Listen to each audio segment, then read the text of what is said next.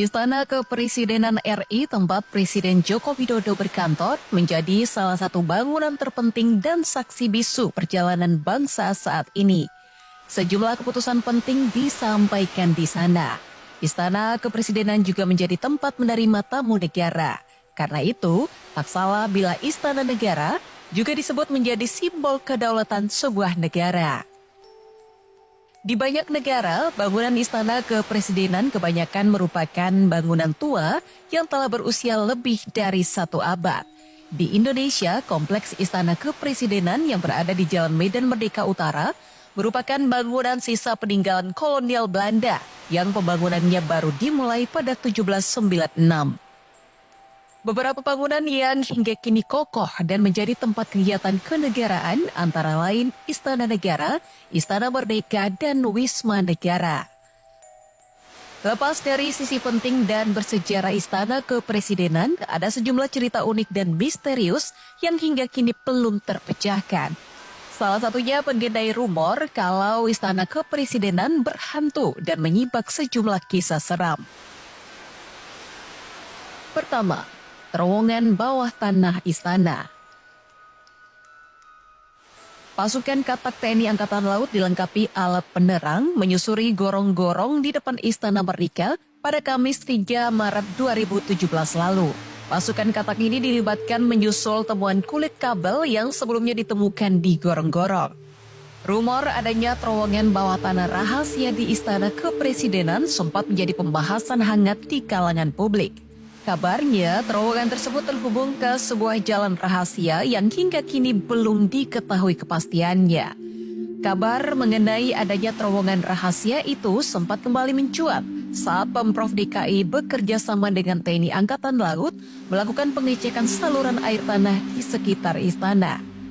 Saat membersihkan saluran tersebut, pasukan TNI Angkatan Laut dari Detasemen 4 Komando Pasukan Katak menemukan dugaan terowongan dari saluran air kuno yang disinyalir tembus ke dalam Istana Presiden.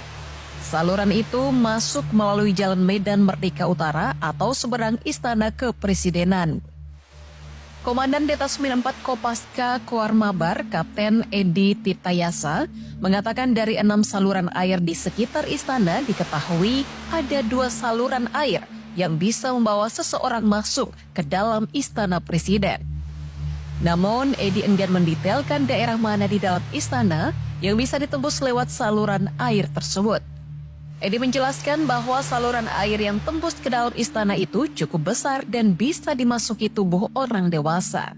Sementara itu, mantan Wali Kota Jakarta Pusat Mangera Pardidi mengatakan memang ada beberapa saluran dari beberapa zaman berbeda yang ada di bawah istana.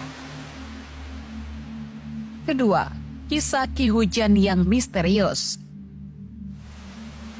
Istana Kepresidenan yang dulunya bernama Istana Gambir mempunyai sisi lain untuk dicermati. Salah satu yang menarik perhatian adalah keberadaan Ki Hujan. Ki Hujan bukanlah nama orang, melainkan nama sebuah pohon trembesi berukuran besar. Pohon besar bernama Latin Samanea saman itu berada persis di tengah-tengah halaman istana, di antara Istana Merdeka dan Istana Negara. Pohon trembesi itu sudah ada sejak tahun 1870. Usianya bahkan lebih tua 3 tahun dari bangunan istana yang selesai dibangun pada 1879. Ki Hujan hingga kini masih berdiri kokoh. Cabang pohonnya menjulur ke segala arah membentuk payung besar yang menaungi hamparan rumput hijau yang ada di bawahnya.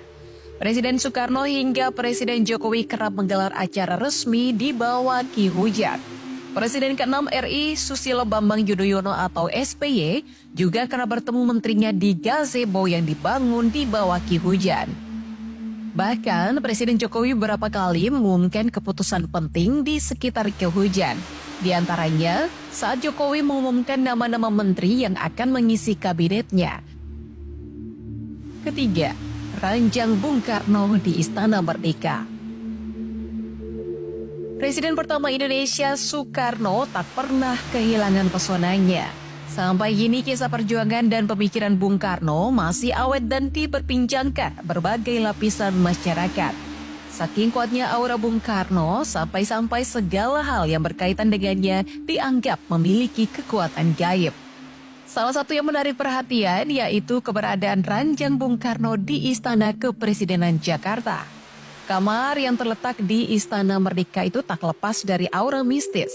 Salah satu kamar di Istana Merdeka memang pernah menjadi tempat peristirahatan Bung Karno. Kamar tersebut sempat ditempati oleh Presiden Jokowi sebelum akhirnya berpindah ke Istana Bogor. Padahal, selama ini tak ada presiden setelah Bung Karno yang berani menempati kamar tersebut, termasuk Megawati Soekarno Putri. Ranjang di ruangan yang pernah ditempati Bung Karno untuk istirahat tersebut memiliki ukuran yang sangat besar. Mantan Gubernur DKI Jakarta Basuki Cahayapurnama mengakui kalau dirinya merasakan aura mistis saat diajak Jokowi melihat kamar tersebut di Istana Merdeka. Ternyata dituturkan Ahok saat tinggal di rumah dinas wali kota Solo, Jokowi juga tidur di kamar yang pernah ditempati Bung Karno. Dengan begitu, Jokowi sudah terbiasa. Ahok juga sempat menanyakan kepada Jokowi apakah Presiden ke-7 RI itu tidak merasakan aura mistis di kamarnya sekarang. Namun Jokowi menyampaikan tidak ada hal-hal aneh saat ia tidur di kamar tidur presiden tersebut. Keempat, pengakuan Soeharto. Rumor soal cerita bangunan Istana Kepresidenan Jakarta berhantu bukan hanya isapan jempol. Sejumlah orang yang kerap beraktivitas di lingkungan istana mengaku pernah merasakan seramnya lingkungan istana. Putri kandung Presiden ketiga Abdurrahman Wahid Yeni Wahid mengakui hal tersebut. Dia bahkan sempat mengingatkan Presiden Jokowi yang kala itu baru dilantik menjadi presiden pada 2014 lalu bahwa bangunan di istana mempunyai hawa mistik. Rumor istana presiden berhantu juga sempat disampaikan oleh penulis buku Gus Dur, The Authorized Biography of Abdurrahman Wahid, Greg Barton. Dalam bukunya, Barton menyebut kalau Presiden Soeharto tidak pernah tidur di istana selama 32 tahun berkuasa. Greg Barton mengungkapkan Soeharto tidak berani tidur di Istana Merdeka karena takut dengan hantu-hantunya. Adanya makhluk halus di lingkup Istana Merdeka juga dibenarkan Munib Huda Muhammad, mantan ajudan Gus Dur. Dia mengatakan orang-orang di Istana Merdeka meyakini ada hantu yang menghuni istana tersebut.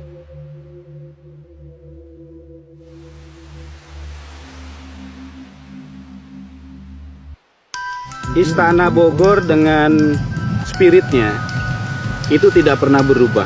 Saat ini Bapak Presiden Joko Widodo dengan keluarga, dengan keinginan sendiri beliau dan keluarga untuk menempati salah satu pavilion sebagai tempat tinggal beliau di Istana Bogor.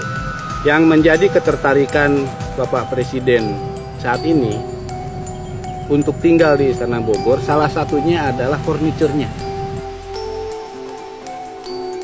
Furniturnya masih, kalau beliau bilang, klasik. Sampai yang di pavilion di Abayudi ini yang dipakai tempat tinggal beliau dengan keluarga saat ini, itu secara khusus minta kepada kami diisi dengan meubilir yang klasik.